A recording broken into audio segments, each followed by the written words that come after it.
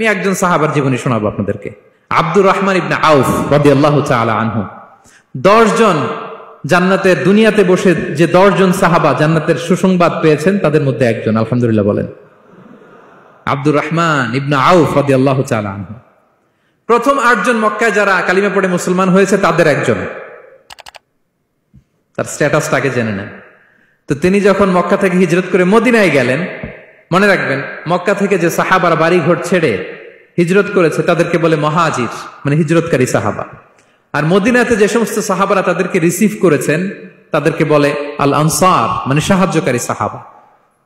তো যারাই হিজরত করে মক্কা থেকে মদিনায় যেত, বিষ্ণু ইসলাম মদিনার কোন সাহাবীর সাথে তার ভাই পাতিয়ে দিতেন, আল মুআখাত, ব্রাদারহুড করে দিতেন, দায়িত্ব দিতেন যে তুমি এই সাহাবীকে দেখবে। তো আব্দুর রহমান ইবনে আউফ রাদিয়াল্লাহু তাআলা আনহু যখন হিজরত করে গেলেন, তার দেখভাল করার জন্য যে সাহাবীর দায়িত্ব পড়ল তার নাম হচ্ছে সাআদ ইবনে রাবীহ, আনসারী সাহাবী রাদিয়াল্লাহু তাআলা আনহু। বিষ্ণু বললেন, সাআদ, আব্দুর রহমান ইবনে আউফ তোমার ভাই, ভাই বানিয়ে দিলেন। কি বানিয়ে দিলেন? তুমি তাকে টেক কেয়ার করবে, সে হবে তোমার মেহমান। সুবহানাল্লাহ। সাআদ ইবনে রাবীহ রাদিয়াল্লাহু তাআলা আনহু তিনি আব্দুর রহমান ইবনে আউফকে ডেকে নিয়ে গেলেন, ঘরে নিয়ে গেলেন মেহমানকে, এবং বললেন, ইয়া সাআদ ইন্নী আকসারুল আনসারি মালান। হে সাআদ, তুমি চিন্তা করো না, তুমি মনে করো না যে তোমার ভরণ পোষণ দিতে আমার কষ্ট হবে। আমি মদিনার সবচাইতে বড় বিজনেস ম্যাগনেট, সবচাইতে বড় বিজনেস ম্যাগনেট আমি। No tension, don't worry about it. Tension নিও না, আসো, তোমার জন্য আমার কি প্রপোজাল শোনো। ফাআকসিমু লাকা নিসফা মালি, আমার যত সম্পদ আছে আমি অর্ধেক তোমার দিয়ে দিব। সুবহানাল্লাহ। এত আসতে আপনার বাড়িতে কেউ মেহমান হলে করতে পারবেন এরকম? আল্লাহ, কেমন প্রেরণার বাতিঘর তারা। ফাআকসিমু নিসফা মালি, হে আব্দুর রহমান ইবনে আউফ, আমার অর্ধেক সম্পদ তোমারে দিয়ে দিব। এখানেই শেষ না, এরপর বলতে লাগলেন, আমার অনেকগুলো স্ত্রী আছে, তুমি কোথায় যে মেয়ে খুঁজবা, প্রস্তাব দিবা, এত ঝামেলার দরকার নাই। আমার কোন স্ত্রীকে তোমার ভালো লাগে বলো, তার যদি তোমাকে ভালো লাগে তাহলে প্রয়োজনে তাকে আমি ডিভোর্স দিয়ে দিব, তাকে নিয়ে তুমি সুখের সংসার করবা। আল্লাহু আকবার, আল্লাহু আকবার। অর্ধেক সম্পদ দিয়ে দিব, আমার একাধিক স্ত্রী আছে, কাউকে যদি তোমার পছন্দ হয় এবং সেও যদি তোমাকে পছন্দ করে প্রয়োজনে তাকে ডিভোর্স দিব।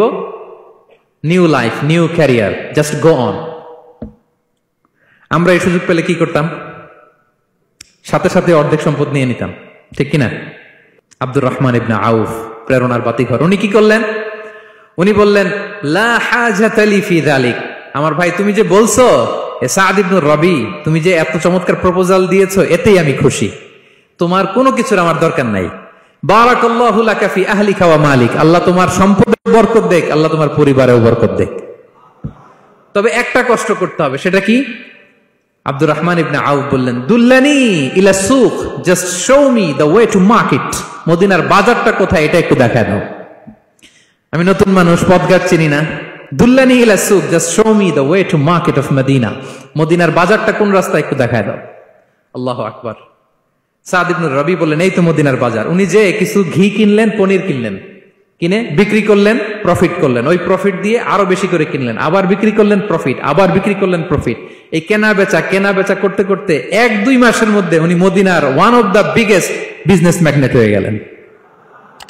আল্লাহু আকবার। কি হাড় ভাঙ্গা পরিশ্রমই না তারা করেছেন। একেবারে রেডি ক্যারিয়ার ছিল, গেলাম সবচেয়ে বড় বিজনেসম্যানের অর্ধেক সম্পত্তি পেয়ে গেলাম। He didn't accept the ready career, rather he made his own path with his own endeavor. নিজের চেষ্টায়, নিজের পরিশ্রমে, নিজের ঘাম ঝরিয়ে নিজের ক্যারিয়ার তৈরি করেছেন। চিল্লায় বলেন ঠিক কিনা? This is the biography of Abdul Rahman ibn Auf radiyallahu ta'ala anhu.